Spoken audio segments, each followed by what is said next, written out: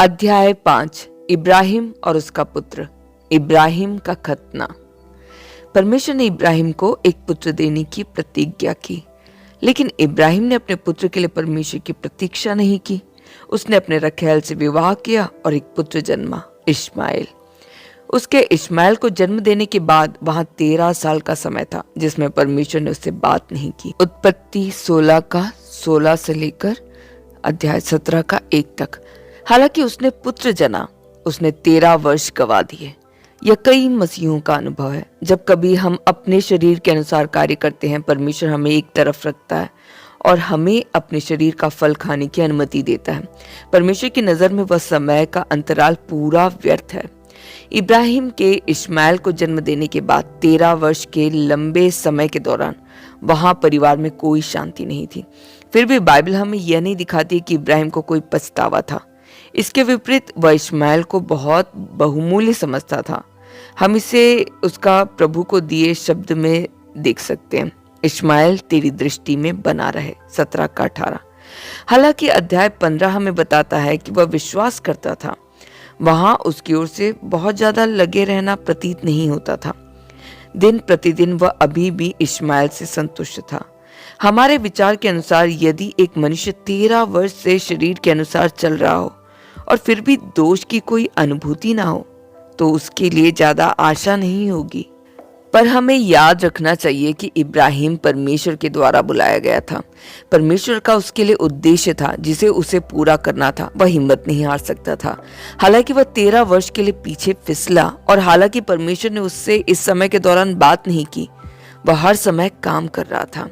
परमेश्वर उनसे हार नहीं मानता जिनको उसने चुना है। यदि वह एक व्यक्ति को पाना चाहता है, वह व्यक्ति उसके हाथ से बच नहीं सकता है। भले ही इब्राहिम हारा हो, परमेश्वर फिर भी आया और उसको खोज निकाला। हमें एहसास करना है कि कोई शारीरिक खोज, संघर्ष, चिंता या व्यस्तता हमें आगे नहीं ला सकती। हमें अपने आप को सर्वशक्तिमान के हाथों में सौंपना सीखना है। वह हमें अगुवाई करेगा जैसे वह हमें उपयुक्त देखता है। परमेश्वर का इब्राहिम के साथ वाचा बांधना। 13 साल के बाद इब्राहिम 99 वर्ष का हो गया और बूढ़ा हो गया। वह अपने शरीर को पहले से ही मृत समझता था। यदि वह एक पुत्र चाहता भी तो वह यह अब और नहीं कर सकता था। तब परमेश्वर ने उसको दर्शन देकर कहा, मैं सर्वशक्तिमान परमेश्वर हूँ, 17 का 1। यह पहली बार था कि परमेश्वर ने अपना नाम सर्वशक्तिमान परमेश्वर के रूप में प्रकट किया। नाम सर्वशक्तिमान परमेश्वर का मूल भाषा में सर्व पर्याप्त के रूप में अनुवाद किया जा सकता है। परमेश्वर का उसे यह नाम प्रकट करने के बाद उसने उस पर एक मांग रखी, मेरी उपस्थिति में चल और सिद्ध होता जा। हालांकि इब्राहिम ने विश्वास किया कि परमेश्वर शक्तिमान है, उसने यह विश्वास नहीं किया होगा कि परमेश्वर सर्वशक्तिमान है। इसलिए उसने चीजें खुद के द्वारा करने की कोशिश की। परमेश्वर ने उसे दिखाया कि यदि वह परमेश्वर को सर्व पर्याप्त के रूप में विश्वास करेगा तो उसे उसके सामने सिद्ध मनुष्य के रूप में चलना होगा। सिद्ध होना शुद्ध होना है। परमेश्वर इब्राहिम को शुद्ध होना और बिना किसी मिलावट के होना मांगता था। परमेश्वर का इब्राहिम को यह दिखाने के बाद उसने कहा, मैं तेरे साथ वाचा बांधूंगा और तेरे वंश को अत्यंत ही बढ़ाऊंगा। मेरी वाचा तेरे साथ बधी रहेगी, इसलिए तू जातियों के समूह का मूल पिता हो जाएगा। सो अब से तेरा नाम अब्राम न रहेगा, परंतु तेरा नाम इब्राहिम होगा, क्योंकि मैंने तुझे जातियों के समूह का मूल पिता ठहरा दिया है। तेरे वंश के साथ भी इस आशय की युग युग की वाचा बांधता हूँ कि मैं तेरा और तेरे पश्चात तेरे वंश का भी परमेश्वर रहूंगा, और मैं तुझको और तेरे पश्चात तेरे वंश को भी यह सारा कनान देश जिसमें तू परदेसी होकर रहता है इस रीति दूंगा कि वह युग युग उनकी निज भूमि रहेगी और मैं उनका परमेश्वर रहूंगा। पद 2 से 8। परमेश्वर इब्राहिम के द्वारा लोगों को पाना चाहता था और उनका परमेश्वर होना चाहता था। इब्राहिम और उनके लोगों को किस प्रकार का पद लेना चाहिए इससे पहले कि वे उसके लोग बने? परमेश्वर ने कहा, मेरे साथ बंधी हुई वाचा जो तुझे और तेरे पश्चात तेरे वंश को पालनी पड़ेगी सो यह है कि तुम में से एक एक पुरुष का खतना हो। पद 10। दूसरे शब्दों में परमेश्वर लोगों को चाहता था, फिर भी उनके पास शारीरिक काम, शक्ति या सामर्थ्य नहीं होनी चाहिए। फिर परमेश्वर के लोग कौन हैं? वे जो खतना किए गए हैं। खतना परमेश्वर के लोगों का चिन्ह है, जो 8 दिन के थे, चाहे वे घर में जन्मे हो या परदेसी को रुपया मोल लेकर गए हो, उनका खतना किया जाए। पद 12, उत्पन्न होना काफी नहीं है और मोल लिया जाना काफी नहीं है, एक का खतना भी होना है।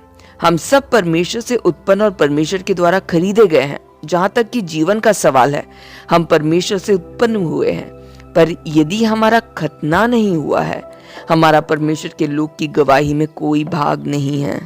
परमेश्वर ने इब्राहिम से कहा, जो पुरुष खतना रहित रहे, अर्थात जिसकी खलड़ी का खतना ना हो, वह प्राणी अपने लोगों में से नाश किया जाए। पद 14, जो खतना रहित थे उन्हें परमेश्वर के लोगों के बीच में नाश किया जाता था। इसका गवाही से संबंध है। इसका अर्थ है कि जो खतना रहित है, परमेश्वर की गवाही के पात्र नहीं हो सकते हैं। एक मनुष्य छुटकारा प्राप्त हो सकता है और जीवन पा सकता है, पर यदि वह खतना रहित है और यदि वह शरीर से व्यवहार करता है, सूली को नहीं जानता है, वह परमेश्वर के लोग नहीं हो सकता है। उसे अभी भी लोगों से नाश किया जाना है। खतना का अर्थ कुलुसियों 2:11 कहता है, उसी में तुम्हारा ऐसा खतना हुआ है जो हाथ से नहीं होता, अर्थात मसीह का खतना, जिससे शारीरिक देह उतार दी जाती है। फिलिपियों 3:3 कहता है, क्योंकि खतना वाले तो हम ही हैं जो परमेश्वर के आत्मा की अगुवाई से उपासना करते हैं और मसीह यीशु पर घमंड करते हैं और शरीर पर भरोसा नहीं रखते। ये 2 पद दिखाते हैं कि खतना क्या है। साधारण शब्दों में कहे तो खतना शरीर, मांस को हटाया जाना है। उनका रवैया क्या होना चाहिए जिनका खतना हो चुका है? उनको शरीर पर कोई आत्मविश्वास नहीं रखना चाहिए और शरीर पर भरोसा नहीं रखना चाहिए। फिलिपियों 3:3 में शब्द आत्मविश्वास का अनुवाद मूल भाषा के अनुसार भरोसा किया जा सकता है। कौन खतना किए गए हैं? ये वे हैं जो परमेश्वर के आत्मा के द्वारा सेवा करते हैं। इसलिए खतना मनुष्य की स्वाभाविक ऊर्जा, उसकी स्वाभाविक शक्ति से व्यवहार करता है। परमेश्वर के लिए इब्राहिम को ऐसा शब्द कहना कितना उचित था। परमेश्वर ने इब्राहिम को दिखाया कि जो कुछ उसने किया और अपने द्वारा उत्पन्न किया, वह केवल इश्माएल था। यदि शरीर के साथ व्यवहार नहीं किया गया है, तो एक का परमेश्वर की वाचा में कोई भाग नहीं होगा। यदि शरीर के साथ व्यवहार नहीं किया गया है, एक परमेश्वर का लोग नहीं हो सकता है और अपनी गवाही बरकरार नहीं रख सकता या उसके पुनः प्राप्ति के कार्य में भाग नहीं ले सकता है। परमेश्वर के संतान के बीच में सबसे बड़ी समस्या यह है कि वे नहीं जानते हैं कि शरीर, जिस्म क्या है। शरीर, जो कई मसीही जानते हैं, पाप से संबंधित है, पर शरीर मनुष्य को केवल पाप नहीं कराता। यह सच है कि शरीर हमसे पाप कराता है, पर शरीर मनुष्य को केवल पाप कराने का कारण नहीं है। रोमियो 8:8 कहता है कि और जो शारीरिक दशा में है, वे परमेश्वर को प्रसन्न नहीं कर सकते। इसका अर्थ है कि शरीर ने परमेश्वर को प्रसन्न करने की कोशिश की। कई बार शरीर का उद्देश्य परमेश्वर को अप्रसन्न करना नहीं होगा, इसका लक्ष्य परमेश्वर को प्रसन्न करना होगा। रोमियो 7 हमें दिखाता है कि शरीर व्यवस्था को रखने, अच्छा करने, परमेश्वर की इच्छा करने और परमेश्वर को प्रसन्न करने के लिए बड़ी कोशिश करता है, फिर भी यह नहीं कर सकता है। हमारा अनुभव बताता है कि पाप करते शरीर से व्यवहार करना तुलनात्मक रूप से आसान है, पर शरीर से व्यवहार करना बहुत कठिन है जो परमेश्वर को प्रसन्न करने की कोशिश करता है। यह शरीर है जो परमेश्वर के कार्य और सेवा में छिपकर घुसता है। यह शरीर है जो परमेश्वर की चीजों में छिपकर घुसता है। कुछ लोग एहसास नहीं करते हैं कि मनुष्य परमेश्वर को अपने द्वारा प्रसन्न नहीं कर सकता है। वे सोचते हैं कि हो सकता है एक समय वे इस प्रकार के व्यक्ति होंगे। अब वे अच्छा कर सकते हैं क्योंकि उनका लक्ष्य बदल गया है जब से उन्होंने प्रभु पर विश्वास किया है। ऐसे लोग एहसास नहीं करते हैं कि परमेश्वर केवल लक्ष्य के बदलने में दिलचस्पी नहीं रखता है, बल्कि उनके शरीर को खत्म करने में भी दिलचस्पी रखता है। यदि वे परमेश्वर को अपने शरीर के द्वारा प्रसन्न करना चाहते हैं, तो परमेश्वर उन्हें बताएगा कि शरीर उसे प्रसन्न नहीं कर सकता है। हमें देखना है कि खतना शरीर को काट निकालता है, वही शरीर जो इश्माएल को उत्पन्न करता है, शरीर जो परमेश्वर को प्रसन्न करना चाहता है। खतना उस शरीर से व्यवहार करता है जो परमेश्वर की इच्छा को करने और उसकी प्रतिज्ञा को स्वयं में पूरा करने की कोशिश करते हैं। यही था जो परमेश्वर इब्राहिम को समझाना चाहता था। परमेश्वर के लोगों के साथ सबसे बड़ी समस्या है कि वे प्रभु के सामने अपने शरीर के साथ व्यवहार नहीं करते हैं। वे शरीर में विश्वास करते हैं और शरीर पर अपना भरोसा रखते हैं। अनियंत्रित शरीर का सबसे स्पष्ट चिन्ह आत्मविश्वास है। आत्मविश्वास शरीर का गुण है। फिलिपियो 3:3 कहता है, खतना वाले शरीर पर भरोसा नहीं रखते हैं। शरीर पर कोई भरोसा न रखने का अर्थ शरीर पर कोई विश्वास नहीं रखना है। हर कोई जो सूली के द्वारा मारे गए हैं टूटे हुए हैं, हालांकि उनका व्यक्ति रह सकता है।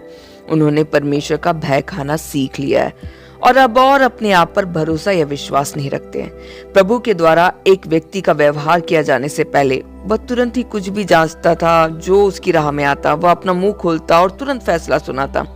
परंतु एक व्यक्ति का प्रभु द्वारा व्यवहार होने के बाद वह हल्के से फैसला नहीं करता। उसके पास अब और दृढ़ निश्चय नहीं है।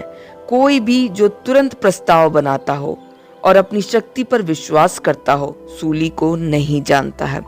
ऐसे व्यक्ति ने सूली के कार्य को कभी अनुभव नहीं किया है। एक बार हमारा शरीर खतना वाला हो जाता है, हम अब और अपने आप पर भरोसा नहीं करेंगे। हम दृढ़ विश्वास में उतने भरे हुए नहीं होंगे और अपने विचारों को आसानी से जाहिर नहीं करेंगे। प्रभु के सामने हमें देखना है कि हम कमजोर, लाचार, असहाय और लड़खड़ाते हैं। परमेश्वर इब्राहिम को उस बिंदु तक लेकर आया जहां उसने एहसास किया कि उसके शरीर के साथ व्यवहार करने की जरूरत थी और यह कि जो चीजें उसने पिछले 13 वर्ष में की वे गलत थी। परमेश्वर की प्रतिज्ञा में उसके लिए करने को या कुछ भी पूरा करने की कोई जगह नहीं थी। सब कुछ जो उससे करने की जरूरत थी वह है विश्वास। उसी समय पर परमेश्वर ने उसे दिखाया कि आने वाले युगों तक उसके वंश का खतना किया जाना होगा। यह परमेश्वर के लोग होने की मूल मांग है। व्यवहारिकता में हमारे लिए परमेश्वर के लोग होने की शर्त हमारे शरीर पर सूली का चिन्ह होना है। खतना परमेश्वर के लोगों का चिन्ह है। यह परमेश्वर के लोगों का सबूत है। चिन्ह क्या है? एक चिन्ह एक गुण है। परमेश्वर के लोगों के पास एक गुण, एक चिन्ह है जो शरीर को इनकार करना है, शरीर में आत्मविश्वास को त्यागना है। परमेश्वर के लोग वे हैं जिनका शरीर में विश्वास काट दिया गया है। ये वे हैं जिन्होंने अपने शरीर में विश्वास को खो दिया है। यह दुख की बात है। कई सारे मसीही अपने बारे में इतने आत्मविश्वासी हैं। वे जानते हैं कि कैसे प्रभु में विश्वास करना है। वे जानते हैं कि कैसे पवित्र आत्मा के साथ भर जाना है। वे जानते हैं कि कैसे जयवंत होना है और वे जानते हैं कि कैसे मसीही जीवन को जीना है। ऐसा लगता है मानो कुछ भी नहीं है जो वे नहीं जानते। वे इस और उस अनुभव के बारे में बार बार डींगे मारते हैं जो खास महीने के खास दिन पर हुआ था। ऐसा लगता है मानो उनमें कोई कमी नहीं। वे बात कर सकते हैं कि कैसे वे परमेश्वर के साथ संगति करते हैं और वे कैसे उसके साथ बातचीत करते हैं। वे सोचते हैं कि वे बहुत चीजों के बारे में परमेश्वर की इच्छा को जानते हैं। वे बात कर सकते हैं परमेश्वर ने उन्हें अमुक स्थान पर अमुक समय पर क्या बोलने या प्रार्थना करने को कहा। उनके लिए ऐसा प्रतीत होता है मानो परमेश्वर की इच्छा पृथ्वी पर सबसे आसान चीज है। फिर भी उनमें शरीर में कोई विश्वास न रखने के चिन्ह में कमी है। ऐसे मसीही को निश्चय ही परमेश्वर की दया की जरूरत है। खतना का अर्थ शरीर के विश्वास को काट फेंकना है। यह स्वाभाविक शक्ति को काटना है ताकि एक अब और ढीले तरीके से बात ना करे या ना चले, पर बल्कि एक डरता और थरथराता हुआ व्यक्ति बने। इब्राहिम का खतना। कई वर्षों तक परमेश्वर के द्वारा व्यवहार किए जाने के बाद इब्राहिम किस प्रकार का व्यक्ति बना? वह एक व्यक्ति बना जो अपने आप पर भरोसा ना करता हो। तब परमेश्वर ने उससे कहा, तेरी जो पत्नी सारी है उसको तू अब सारी ना कहना, उसका नाम सारा होगा और मैं उसको आशीष दूंगा और तुझको उसके द्वारा एक पुत्र दूंगा। उत्पत्ति 17:15 से लेकर 16। परमेश्वर ने इब्राहिम से पहले प्रतिज्ञा की कि तेरा जो निज पुत्र होगा वही तेरा वारिस होगा। उस समय इब्राहिम ने विश्वास किया। 10 से अधिक सालों के बाद परमेश्वर दोबारा आया और उससे कहा कि वह उसकी पत्नी सारा के द्वारा उसको पुत्र देगा। इब्राहिम ने क्या किया? वह पहले की तरह निर्भीक नहीं था। उसके पास विश्वास नहीं था जो पहले हुआ करता था। जब उसने परमेश्वर की प्रतिज्ञा को सुना तब वह मुंह के बल गिर पड़ा और हंसा और अपने मन ही मन कहने लगा, क्या 100 वर्ष के पुरुष के भी संतान होगा? और क्या सारा जो 90 वर्ष की है पुत्र जनेगी? और उसने परमेश्वर को कहा, इश्माएल तेरी दृष्टि में बना रहे, यही बहुत है। पद 17 से 18। इसका अर्थ है कि वह पूरी तरह से स्वयं से भरोसा छोड़ चुका था। वह अपने शरीर को पहले से ही मृत और सारा की कोख को मरा हुआ समझता था। वह याद नहीं कर पाता था कि शुरुआत में कैसे उसने विश्वास किया था। उसने कहा हो सकता है मैं जवान था और तब विश्वास करता था, पर अब मैं और कैसे विश्वास करूं? मनुष्य की नजर में इब्राहिम पिछड़ चुका था। वह पिछड़ चुका था कि यहाँ तक कि उसका विश्वास जाता दिख रहा था। वास्तव में एक छोटा विश्वास जो इब्राहिम के पास सालों पहले था, एक वह विश्वास था जो उसके शरीर के साथ मिला हुआ था। वह एक विश्वास था जिसने शरीर से इश्माएल को उत्पन्न किया। 13 वर्ष के लिए परमेश्वर ने इब्राहिम को एक तरफ रखा और उसे अंत तक लेकर आया ताकि वह शुद्ध हो सके।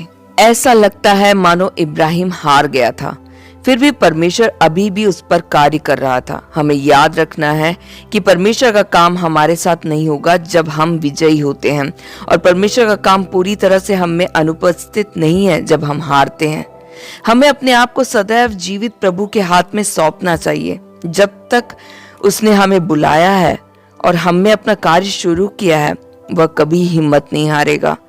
यहाँ तक कि जब हम कमजोर और गिरते हैं, वह फिर भी अपना काम करेगा और वह हमें हर कदम पर अगुवाई करता है। जब परमेश्वर ने इब्राहिम को दोहराया कि उसकी पत्नी सारा एक पुत्र उत्पन्न करेगी, वह मुंह के बल गिरा और हंसने लगा। क्या वह परमेश्वर पर हंस रहा था? नहीं, वह असल में अपने ऊपर हंस रहा था। यह उसकी स्थिति के लिए काफी असंभव था, फिर भी ऐसी परिस्थिति के बीच में उसने परमेश्वर में विश्वास किया। यह आश्चर्यजनक है कि आसान परिस्थिति में परमेश्वर पर विश्वास करना कठिन है, जबकि कठिन परिस्थिति में परमेश्वर में विश्वास करना आसान है।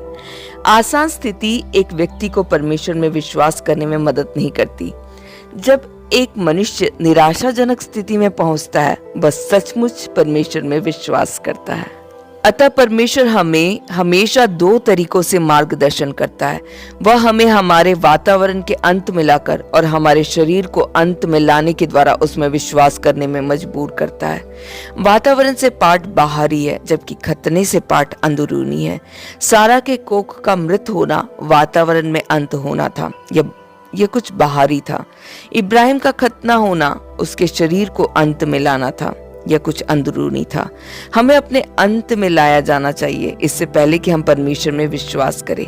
यदि हमारा शरीर निपटाया गया है तो हम परमेश्वर में विश्वास करेंगे, चाहे वातावरण आसान या मुश्किल हो।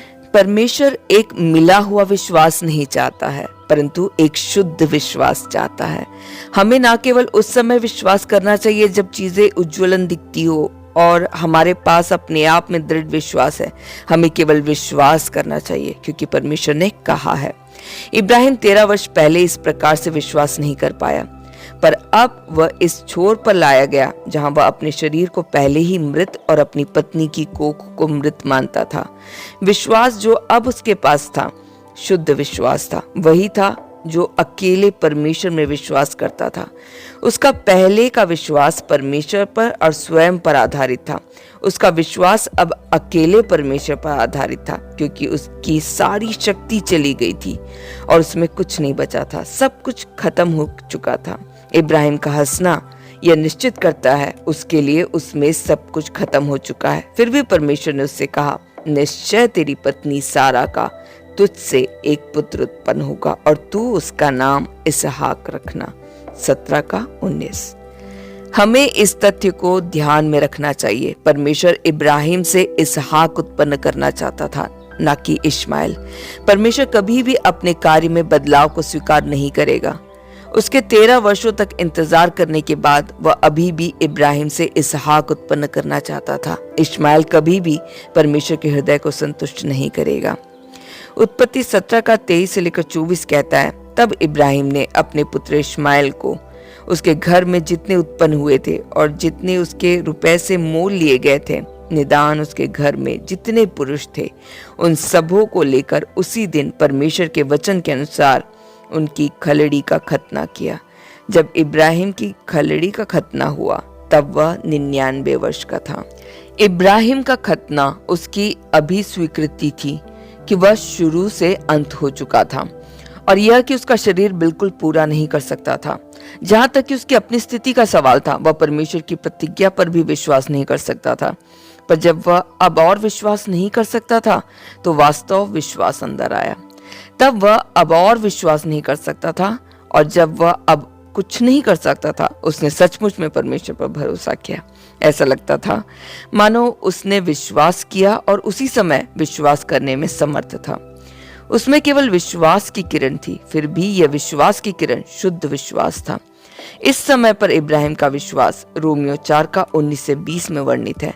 और वह जो 100 वर्ष का था अपने मरे हुए से शरीर और सारा के गर्भ की मरी हुई किसी दशा जानकर भी विश्वास में निर्बल ना हुआ और ना अविश्वासी होकर परमेश्वर की प्रतिज्ञा पर संदेह किया, पर विश्वास में दृढ़ होकर परमेश्वर की महिमा की।